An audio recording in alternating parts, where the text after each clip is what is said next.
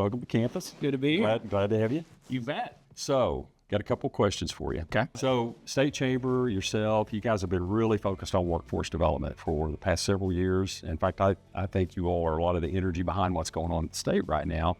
And I wondered if you could tell us what you see for the next 5 years. What does Oklahoma look like in the next 5 years? Well, what I hope it looks like is that we've got much more an integrated, K-12 career tech, higher ed, clear career pathways for kids. What we saw in the study that we did was that there's a lot of people doing a lot of good work, but not a lot of it was super coordinated. We want to make those really crystal clear, those pathways. And I think we're making really good progress on that. I think OSU-IT is a great example of being really career focused. And I think higher ed in general is having to do that pivot that you guys are already way ahead on, which is the value proposition of come here, get the certification you need, go to work. And there's a very clear pathway. And I think that's what we want to see in the next 5 years is a more emphasis on coordination with the business and industry of the state, the degrees that are being produced, the certifications that are being produced here, and matching those up so that we always have a supply of talent to grow our economy. And I think we're getting there.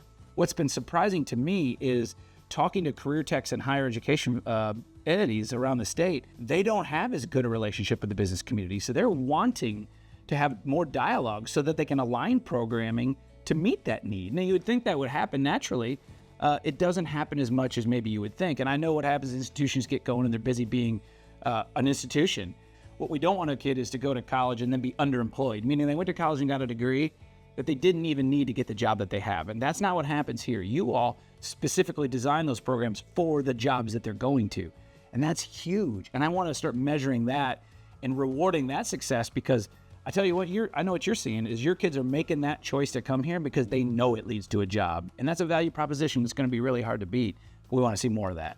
I'd like you to speak a little bit about what good positive energy does for an organization. And again, knowing you for as long as I've known you, you always bring positive energy every day. But I'd like you to speak about why that's important for an organization. And also, if you have any secret sauce that you could share with students that might be watching this, what does it take to bring that on a daily basis? Well, let me be very clear. I learned about positivity as well from working for you because you never have a bad day either. But I think you and I both know that when you create an environment in which there's a positive energy, it lifts everybody's boats, right? Everybody wants to work harder, solve more problems, try to find out solutions together.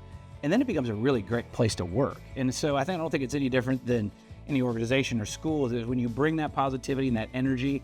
And then you do a lot of, and you're very good at it, you do a lot of listening to hear what some of the problems are, a lot less talking, a lot more listening, and then together you go solve those problems. Everybody wins in situations like that, and those are the organizations that thrive. When you set a standard like that, or for your business about a win for the business or the community, everybody wins in those situations, and you get it from the very simple act of being positive and energetic, and then being solution-oriented. And that's a hallmark of your trade, but I also think it's a hallmark of successful businesses as well. And I'd say successful students.